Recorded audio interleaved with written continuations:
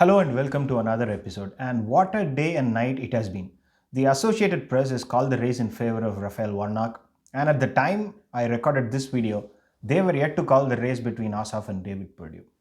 There were 73,000 estimated votes left, with Ossoff leading by 16,700 votes. It's kind of understandable why they are holding back, and I believe it's also being way too cautious. Of the remaining 73,000 votes, more than 50,000 are mail-in ballots, and Ossoff will win them by a wide margin. And those votes are from places like Atlanta and Savannah, strong Democratic regions. So, if anything, the numbers can only further improve from where it is now. But the networks have decided to wait and watch. Not a big deal. In my opinion, the Ossoff race is over. The real question is, will it be less than 0.5% margin or not? Because if it is less than 0.5%, it will be in the recount territory. And I believe Ossoff will breach that barrier and end up above the 0.5% margin. So this is the third race that I have called correctly. On November 2nd, Kansas became the only channel in the world to forecast Biden will win 306 electoral votes and Trump will win 232. To make that forecast nearly a week before the actual results came out was indeed a satisfying moment for me. Now my forecasts on the two Georgia Senate races have also come to fruition. So if you still haven't subscribed, please do, as it will help expand the channel. Truth be told, I was more nervous about the call on Georgia than I was about the presidential election.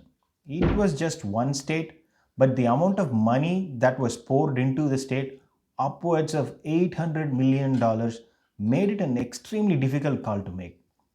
Because it became extremely difficult to predict how effective the ground game will be on both sides on election day, thanks to the cash position both the sides had. So I kind of had to go with my gut.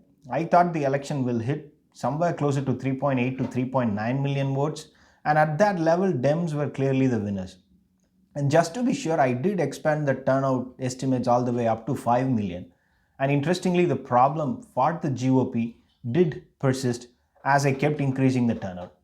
And the reason that happened was because of the advantage the Democrats built within early voting. They had the lead, and it also became clear that turnout in Republican strongholds were light when compared to Democratic strongholds.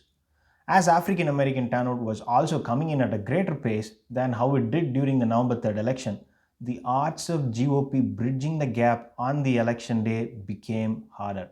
So if I have to summarize the whole thing in one sentence, African Americans took the lead, while all the other races chipped in and educated white voters dragged the Democratic Party over the finishing line.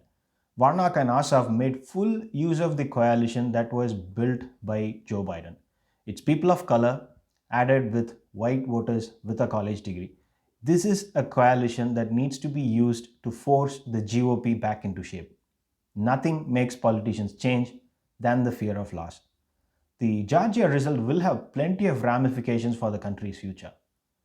And during his post-election speech, Raphael Warnock spoke about expanding voting rights, and I honestly feel that is one legislation that must be done no matter what. We need to keep an end to all these voter suppression efforts. For long, it was done in the name of keeping the election safe and doing the right thing. See where it has gotten us. That needs to be changed. And Warnock is right, and I'm hoping to see that piece of legislation come out of the Senate as early as possible. And Joe Biden's responsibility has increased manifold with the result. Now that the Democrats have the control of the Senate, Biden has to remain extremely careful about where he wants to put his name. It doesn't matter what the Senate does, it will always remain attached to Joe Biden in the history books. And many thanks to everyone who showed up to vote in Georgia.